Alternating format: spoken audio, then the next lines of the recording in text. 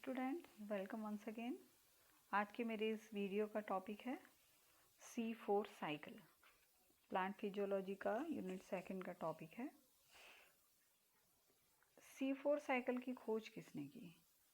सबसे पहले कॉर्टचैक, हर्ट और ब्लर ने 1963 में शुगर कैन या गन्ने की पत्तियों में फोटोसिंथेसिस के अध्ययन करते हुए ये पाया कि वो बाकी C3 पौधों से थोड़ा सा अलग है। यानी ये कार्य करते हुए उस जो पादप उन्होंने चुना, यानी शुगर कैन जो चुना, उन्होंने देखा कि उसका जो फर्स्ट स्टेबल प्रोडक्ट जो था वो 4 कार्बन कंपाउंड का था, जिसका वो नाम नहीं बता पाए, लेकिन उन्होंने उसको 4 कार्बन कंपाउंड का। इससे पहले C3 साइकिल में मैंने बताया था कि first stable product after carbon dioxide fixation 3 PGA 3 carbon compound का होता है। इसके बाद हैच एंड स्लेक ने 1966 में इस C4 साइकिल का पाथवे डिस्क्राइब किया, क्योंकि कॉर्टचैक ने केवल उसके स्टेबल प्रोडक्ट के बारे में बताया आफ्टर कार्बन डाइऑक्साइड फिक्सेशन, और उसका पूरा जो परिपथ है वो हैच एंड स्लेक के द्वारा डिस्क्राइब किया, इसलिए इसे हैच एंड स्लेक साइकिल भी कहते हैं।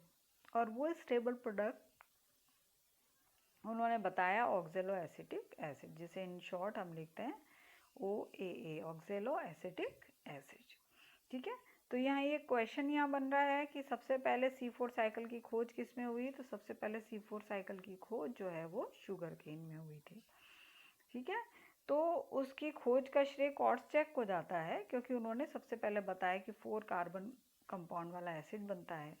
लेकिन C4 साइकिल का जो पूरा परिपथ जो है वो डिस्क्राइब किया गया हैच एंड स्लेक के द्वारा, तो C4 साइकिल को हम हैच एंड साइकिल भी कहते हैं। स्टेबल प्रोडक्ट जो था उन्होंने बताया ऑक्जेलो एसिटिक एसिड। ठीक है, तो ये भी एक क्वेश्चन 1 नंबर का यहाँ बन रहा है, 1 नंबर का क्वेश्चन ये।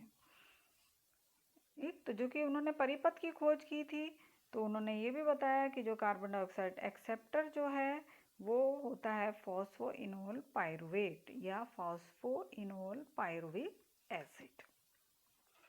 ठीक है, और ये PEP जो है वो ग्लाइकोलाइसिस का कंपाउंड है, सेशन में आगे पढ़ेंगे। तो PEP is the acceptor of carbon dioxide in C4 cycle, और C3 में एक्सेप्टर था राइबोलोज 1,5 डाइफॉस्फेट। तो ये कंपैरिजन याद रखिएगा। C4 प्लांट्स जो हैं वो प्लांट्स होते हैं जिनमें C4 साइकिल पाई जाती है। C4 साइकिल केवल और केवल एंजियोस्पर्म में ही मिलती है, डॉन्टन के अनुसार, जिन्होंने 1975 में बताया कि ये केवल और केवल एंजियोस्पर्म में मिलती है। जिम्नोस्पर्म, टेरिडोफाइट्स वगैरह के अंदर ये नहीं पाई जाती है, जिसमें एंजियोस्पर्म की 14 फैमिली शामिल हैं, जिनमें से 12 फैमिली जो हैं वो डाइकॉट की हैं और 2 फैमिली जो हैं वो मोनोकॉट्स की हैं। तो दोनों मिला के 14 फैमिलीज़ हैं, और 14 फैमिलीज़ की मोर देन 1500 स्पीशीज़ जो हैं उनमें ये साइकिल पाई जाती है। तो यानी ये 1500 स्पीशीज़ जो हैं वो क्या कहलाती हैं? C4 प्लांट्स कहलाते हैं, और ये एंजियोस्पर्म के 117 जेनरा शामिल करते हैं। ठीक है, इन 117 जेनरा की इतनी स्पीशीज़ जो होती हैं ये मिलती हैं। जब 2 फैमिलीज़ की जिसकी बात हम कर रहे हैं मोनोकॉट के अंदर, तो मोनोकॉट में जो 2 फैमिली हैं वो पोएसी और साइप्रेसी होती है मुख्य रूप से। एग्जाम्पल की अगर बात करें तो ये मोनोकॉट के एग्जाम्पल हैं, सैकरम है, मतलब गन्ना है, मेज़ है, मक्का है, सोरगम है, साइप्रस ग्रास है, और डाइकॉट में एट्रीप्लेक्स है, सॉल्ट वाला पौधा हेलोफाइट है, मेरेंथस है, सालसोला अगेन, स्वेडा अगेन, और यूफोरबिया जो कि जीरोफाइट है। ये C4 कैरेक्टर प्रदर्शित करते हैं। C4 पादपों में एक विशेष प्रकार की एनाटॉमी पाई जाती है जिसे कहा जाता है क्रेंच एनाटॉमी।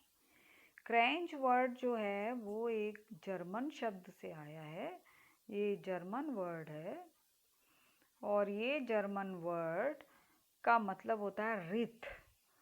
रिथ को अगर मैं डिस्क्राइब करूं तो अगर इन शॉर्ट अगर हम कहते हैं तो रिथ को हम माला कहते हैं, कि मणियों की मोतियों की माला होती है उसको रिथ कहा जाता है, ठीक है। तो यहाँ पर एक्चुअल जो वर्ड है रिथ का वो होता है कि एक बुके, एक राउंड बुके है ना, फूलों का बना हुआ एक राउंड स्ट्रक्चर। आपने टीवी वगैरह पे देखा होगा कि जब कोई भी सेलिब्रिटी होती है या कोई भी राजनयिक होता है, पॉलिटिशियन है या प्रेसिडेंट है, पीएम है, जब किसी भी जैसे महात्मा गांधी के समाधि पे जा रहे हैं तो एक गोल फूलों का एक माला की तरह का एक रिथ लेके जाते हैं, बुके जिसे हम कहते हैं वो लेके जाते हैं, उसे रिथ कहा जाता है, यानी गोलाकार होता है, एक माला की तरह की संरचना को कहा जाता है। अब ये माला की तरह की संरचना कहाँ पाई जाती है? ये माला की तरह की संरचना संवहन पुल के चारों तरफ पाई जाती है। तो कैसे कि प्रत्येक संवहन पुल के चारों ओर पतली भित्तियुक्त कोशिकाओं का एक बंडल शीत या पुलाच्छत क्षेत्र पाया जाता है। ये बंडल क्षेत्र की संरचना संवहन पुल के चारों ओर एक माला या हार के समान प्रतीत होती है और C4 प्लांट की ये संरचना क्रेंच एनाटॉमी कहलाती है। ये फिर आपके लिए 1 नंबर का क्वेश्चन यहाँ आ जाता है, व्हाट इज क्रेंच एनाटॉमी। क्रेंच एनाटॉमी क्या है कि वैस्कुलर बंडल के चारों तरफ बंडल शीट का निर्माण हो जाता है और ये एक्चुअली बंडल शीट जो होती है वो मीजोफिल सेल से बनती है, ठीक है, तो उसे कहते हैं इसलिए उसमें C4 प्लांट्स में क्या होता है कि उस बंडल शीट में भी क्लोरोप्लास्ट पाए जाते हैं और मीजोफिल सेल में तो मिलते ही हैं क्लोरोप्लास्ट। तो यहाँ 2 प्रकार के क्लोरोप्लास्ट यानी डाइमॉर्फिज्म पाई जाती है, द्विरूपता पाई जाती है क्लोरोप्लास्ट में, 2 रूप में क्लोरोप्लास्ट मिलते हैं। ये मीजोफिल सेल क्लोरोप्लास्ट कहलाते हैं और bundle sheath chloroplast. In short आप इसको लिखा देखेंगे MC यानी मीजोफिल सेल और उसको दिखेंगे BSC बंडल शीट क्लोरोप्लास्ट। कई बुक्स में कई जगहों पर ऐसा लिखा होता है। अब यहाँ पे एक लीफ का क्रॉस सेक्शन दिया गया है। मोनोकोट लीफ में क्या होता है कि इक्वल डिस्ट्रीब्यूशन होता है यहाँ पर स्टोमेटा लोअर और अपर सरफेस दोनों सरफेस पे पाए जाते हैं ना, और डाइकोट लीफ में वेंट्रल सरफेस पर ज़्यादा पाए जाते हैं और लोअर सरफेस पर कभी कहीं तो नहीं पाए जाते हैं या बहुत ही कम पाए जाते हैं। और दूसरा क्या होता है कि मीजोफिल सेल्स जो होती हैं वो मीजोफिल सेल मतलब पैलिसेड और स्पॉन्जी ऊतक जो कि डाइकोट में मिलते हैं उनमें डिवाइडेड नहीं होती हैं। तो मीजोफिल सेल समान प्रकार की होती हैं ना, समान प्रकार की आप देख पा रहे हो। ये मीजोफिल सेल क्या करती हैं, बंडल शीट जो होती है उसके ऊपर एक और बंडल शीट चारों तरफ क्रिएट कर लेती हैं यहाँ पर। तो जो मोनोकॉट होते हैं उनकी बंडल शीट खुद प्रोमिनेंट होती है और उसके बाद एक और शीट का निर्माण मीजोफिल सेल भी कर लेती हैं। तो इस तरह से एक क्लियर शीट जो है वो वैस्कुलर बंडल के चारों तरफ दिखाई देती है। यहाँ कंपैरिजन हम देखते हैं, कंपैरिजन हम देख पा रहे हैं कि यहाँ C4 प्लांट है, यहाँ एक C3 प्लांट की लीफ और एक C4 प्लांट की लीफ दिखाई गई है। आप देखेंगे कि यहाँ पर C3 प्लांट्स के अंदर जाइलम फ्लोएम और जाइलम फ्लोएम के बाद चारों तरफ ये बंडल शीट है, राइट।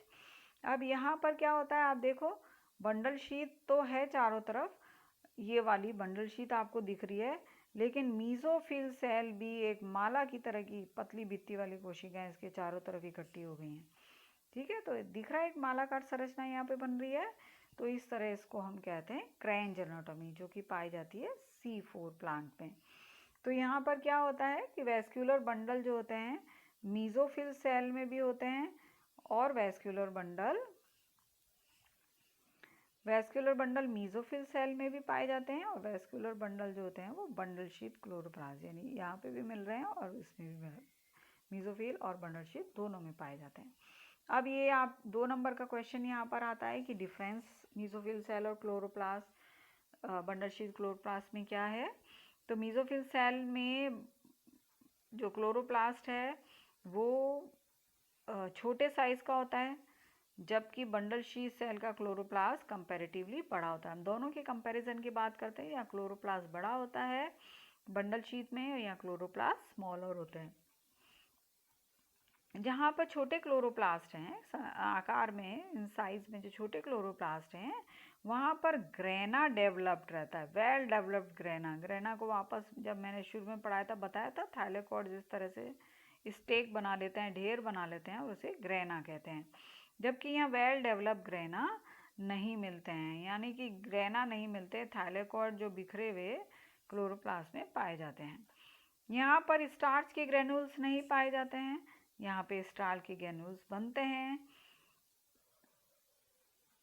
यहाँ पर PEPAs फॉस्फोनोल पायरुवेट एंजाइम जो है, जिसे हम कहते हैं फॉस्फोनेल पायरुवेट कार्बोक्सिलेज जो एंजाइम है, यहाँ पर थोड़ा सा सी मिस हो गया है ना। कार्बोक्सिलेज एंजाइम जो है वो उसकी हाई एक्टिविटी होती है, यानी वो बहुत ही एक्टिव यहाँ पर रहता है और कार्बन डाइऑक्साइड फिक्सेशन का काम करता है, और उसको किस में कन्वर्ट कर देता है, ऑक्जेलो एसिटिक एसिड में। जबकि यहाँ पर क्या होता है, बंडल शीथ क्लोरोप्लास्ट में C3 साइकिल होती है। C3 साइकिल होती है तो वही RUBPase या रुबिस्को एंजाइम काम आता है, जिसमें पूरा प्रोसेस जब C3 साइकिल चलती है तो किसका निर्माण होता है, शुगर का निर्माण होता है।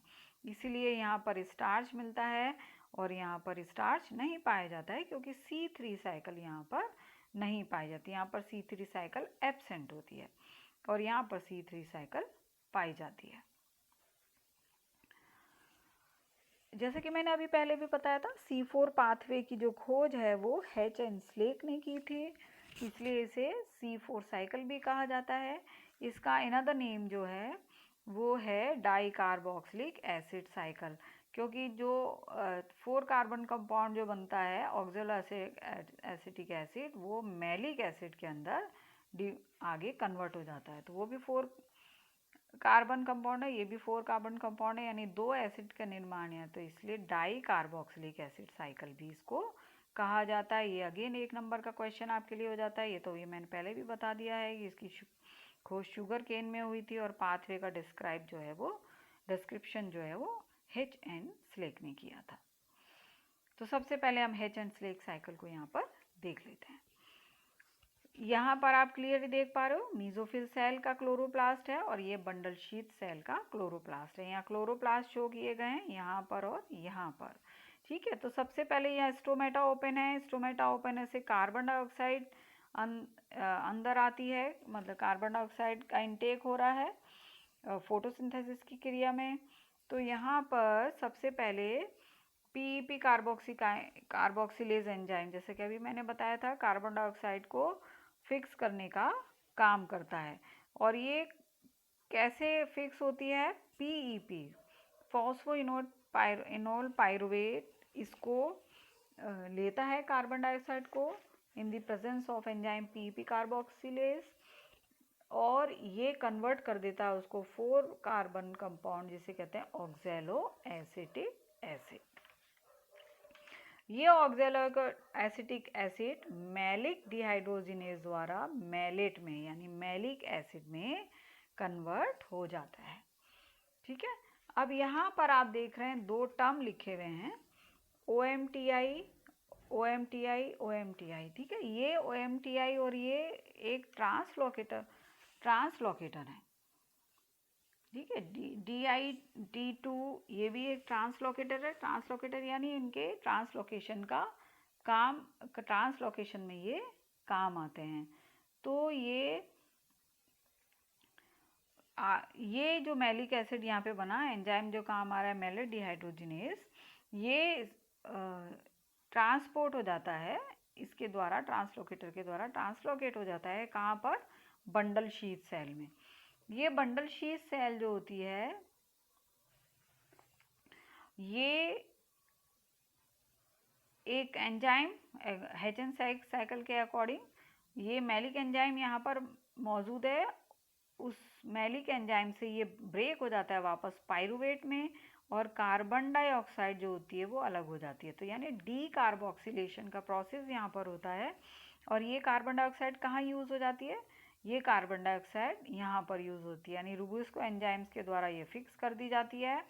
और ये रूबिस्को एंजाइम वो पूरा जैसे C3 साइकिल में मैंने बताया था, एक शुगर के मॉलिक्यूल का निर्माण यहाँ पर हो जाता है, तो शुगर बन जाती है।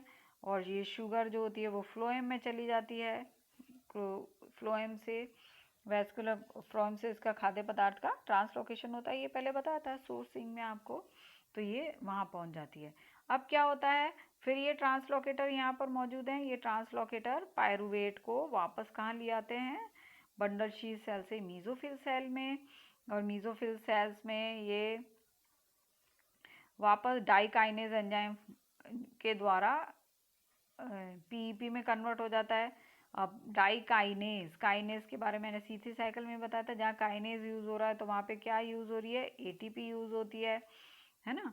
तो एटीपी है एडिनोसिन ट्राइफॉस्फेटो, डाइफॉस्फेटो, मोनोफॉस्फेटो, ये सब जब यूज़ होते हैं तो काइनेज एंजाइम यूज़ होता है। तो ये इसको कन्वर्ट कर देता है वापस पीईपी में, और ये पीईपी फिर वापस कार्बन डाइऑक्साइड फिक्सेशन में काम आता है। तो इस तरह से ये पूरी C4 साइकिल जो है वो चलती रहती है। इसके बाद कॉलेट एंड ऑग्रेन ने 1975 में ये बताया कि C4 प्लांट्स में जो 1500 स्पीशीज़ हैं, उन 1500 स्पीशीज़ में से एक ही तरह की साइकिल नहीं चलती है। उन्होंने इस C4 प्लांट्स को 3 कैटेगरी में डिवाइड किया। किस आधार पर? उनमें पाए जाने वाली C4 साइकिल के आधार पर। तो C4 साइकिल को उन्होंने 3 प्रकार का बताया, और ये 3 प्रकार की C4 साइकिल जो है वो है, सबसे पहली साइकिल जैसा कि आप देख पा रहे हो, NADP malic dehydrogenase type, NAD malic hydrogenase type, और लास्ट ही PP कार्बोक्सीकाइनेज टाइप। ठीक है, तो NAD मैलिक डिहाइड्रोजिनेज, और ये सब क्यों है? ये सब डिवाइस हो गई एंजाइम, अलग अलग एंजाइम काम आ रहे हैं डीकार्बोक्सिलेशन में, तो इस आधार पर उन्होंने उसको अलग किया। तो सबसे पहले NADP malic dehydrogenase type same है, जैसे कि हमने उसको पढ़ा था अभी हेचेनस्लेक साइकिल को, सेम वही साइकिल वही है यहाँ पर। एंजाइम जो है यहाँ पर उन्होंने कहा अकॉर्डिंग टू ऑग्रेन एंड कॉलेट कि एंजाइम जो है वह NADP मैलिक डिहाइड्रोजिनेज होता है। क्यों अलग किया गया? क्योंकि ये जिन पौधों में पाई जाती है उनमें ये एंजाइम्स पाए जाते हैं। किन में ये पाई जाती है? ये गन्ने में, क्योंकि अभी बताया था C4 साइकिल मैंने हेचेनस्लेक अभी बताया आपको, तो मक्का है, गन्ना है, उसमें ये साइकिल पाई जाती है। तो इसको डिस्क्राइब नहीं करूँगी क्योंकि अभी मैं पहले इसको डिस्क्राइब कर चुकी हूँ। एग्जाम्पल के रूप में आप ये याद रखिएगा कि ये मेज़ में पाई जाती है ना, मेज़ में होती है और शुगर केन में होती है। शुगर केन का एग्जाम्पल तो अभी बताया था कि इसमें शुगर केन में भी पाई जाती है। तो इस तरह ये दो, इनमें ये इस तरह का साइकिल मिलता है। नेक्स्ट जो है वो NAD मैलिक एंजाइम टाइप। इस प्रकार का जो साइकिल है, कौन सी साइकिल? C4 साइकिल, वो पेनिकम मैक्सिमम में, क्लोरिस ग्रास जो है, क्लोरिस गुआना आदि इसका एग्जाम्पल है। पेनिकम मैक्सिकम, क्लोरिस गुआना, इस प्रकार की जो ग्रासेस हैं उनमें ये मिलती है। तो ये ज़्यादातर ग्रासेस में मिलती है, घास कुल में मिलती है। और यहाँ पर क्या होता है? NAD मैलिक डिहाइड्रोजिनेज, इस जगह NAD मैलिक हाइड्रोजिनेज एंजाइम यहाँ पर वर्क करता है। साइकिल सेम है, वही PEP है, वही कार्बन डाइऑक्साइड यहाँ पर फिक्स की जा रही है PEP कार्बोक्सिलेज द्वारा। ऑक्जेलो एसिटिक एसिड का निर्माण हो रहा है। डिहाइड्रोजिनेज एंजाइम की उपस्थिति में मैलेट बन रहा है, मैलेट इधर आ रहा है, कार्बन डाइऑक्साइड का डीकार्बोक्सिलेशन हो रहा है, but enzyme is different. Which enzyme? NAD malic dehydrogenase enzyme यहाँ पर है, और पायरुविक एसिड और कार्बन डाइऑक्साइड को अलग करता है। कार्बन डाइऑक्साइड C3 साइकिल में चली जाती है, केल्विन साइकिल में चली जाती है, और इस ट्रांसलोकेटर के द्वारा ये यहाँ पर भेज दिया जाता है और वापस इस साइकिल के अंदर काम आ जाता है। थर्ड जो प्रकार है वो उन दोनों से डिफरेंट है। पहले में तो केवल एंजाइम का फर्क था और स्टेप्स जो हैं वो मोर और लेस सिमिलर थे, लेकिन थर्ड जो है वो बिल्कुल अलग है, जिसे PEP कार्बोक्सिलेज टाइप कहा जाता है। इस प्रकार का जो C4 साइकिल है वो हेलोफाइट्स में मिलता है, और खासकर इसका जो एक एग्जाम्पल है एट्रीप्लेक्स स्पॉन्जियोसा, ये एग्जाम्पल जरूर याद रखिएगा, एट्रीप्लेक्स स्पॉन्जियोसा, उसमें ये मुख्य रूप से पाया जाता है। तो इसलिए क्योंकि इसके अंदर जो एंजाइम है वो PEP कार्बोक्सिलेज है, जो कि कार्बन डाइऑक्साइड को निकालने का काम करता है, यानी डीकार्बोक्सिलेशन का काम करता है, इसलिए इस साइकिल का नाम ये रखा गया।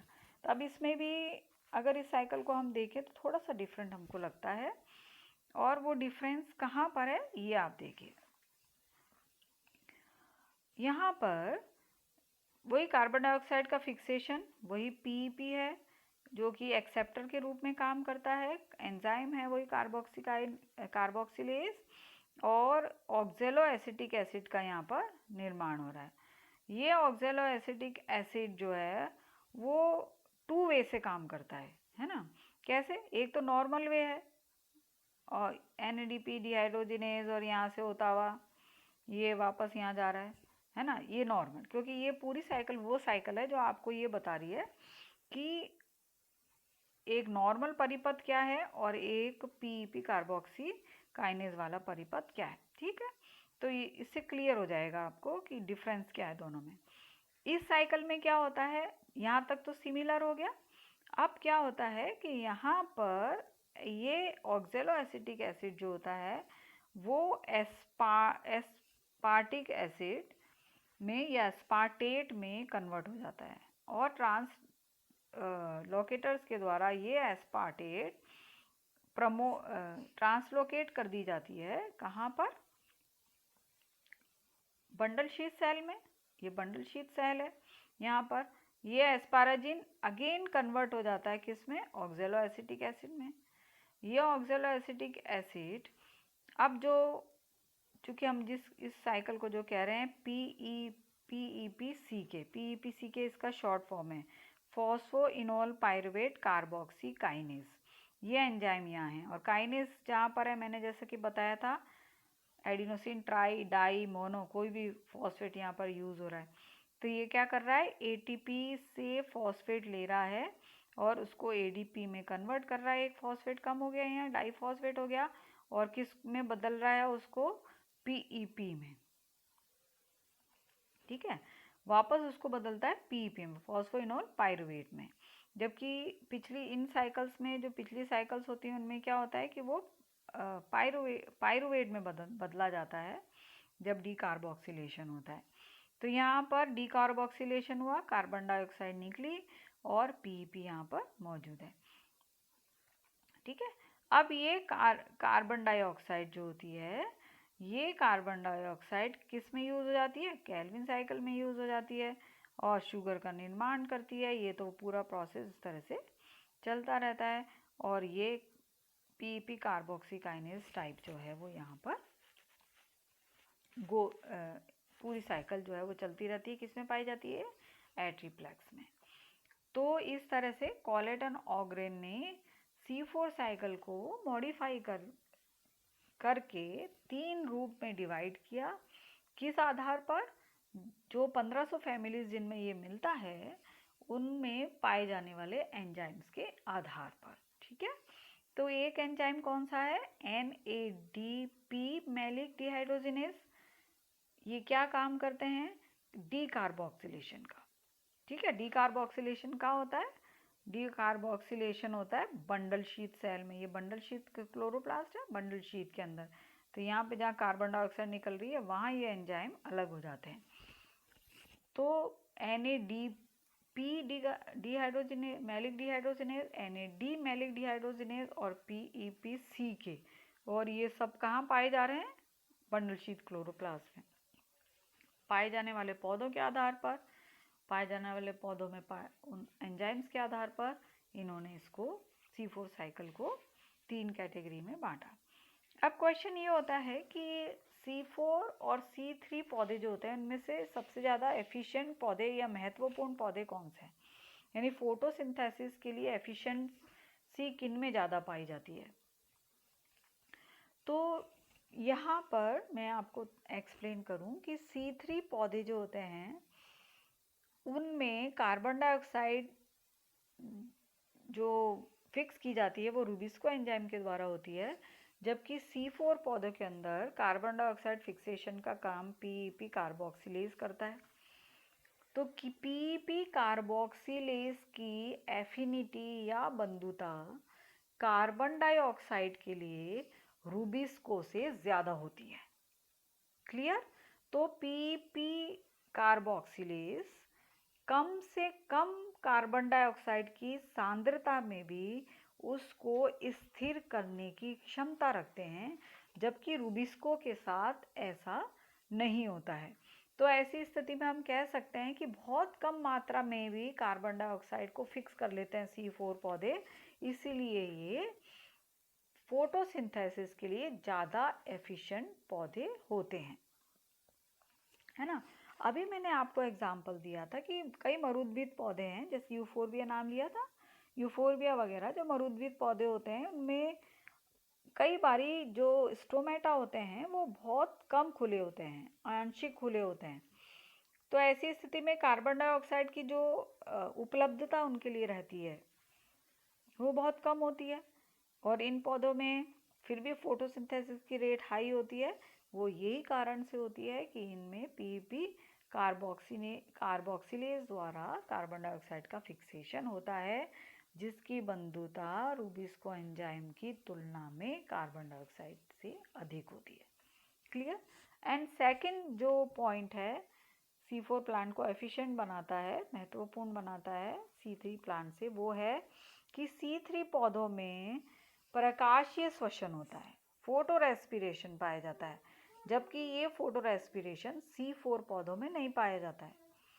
तो फोटो रेस्पिरेशन की प्रक्रिया क्या होती है, जिसको डिटेल में मैं आगे पढ़ाऊंगी।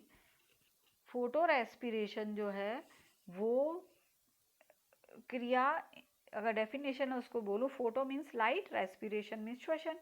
तो लाइट की उपस्थिति में श्वसन की क्रिया जब होती है, यानी ऑक्सीजन का इंटेक हो रहा है और कार्बन डाइऑक्साइड बाहर निकल रही है, तो वो फोटो रेस्पिरेशन कहलाता है। और ये फोटो रेस्पिरेशन केवल और केवल C3 पौधों में मिल रही है, C4 प्लांट्स के अंदर नहीं पाई जाती है। तो ऐसी स्थिति में क्या होता है, जब दिन के समय श्वसन होता है तो फोटोसिंथेसिस की रेट अपने आप रुक जाती है। तो रूबिस्को एंजाइम की जो डुअल एक्टिविटी होती है, वो कार्बोक्सिलेज और ऑक्सीजनेज दोनों एक्टिविटी करता है, ये मैंने C3 साइकिल पढ़ाते समय बताया था आपको। तो वो इस कारण ज़्यादा ऑक्सीजन की उपस्थिति के कारण वो ऑक्सीजनेज एक्टिविटी करने लगता है, कार्बोक्सीकाइनेज एक्टिविटी नहीं करता है। तो इस तरह से दो रीज़न हैं, दो जिसके कारण C4 प्लांट C3 प्लांट से ज़्यादा एफिशिएंट होते हैं फोटोसिंथेसिस में। ठीक है, आज के लिए इतना ही। Thank you.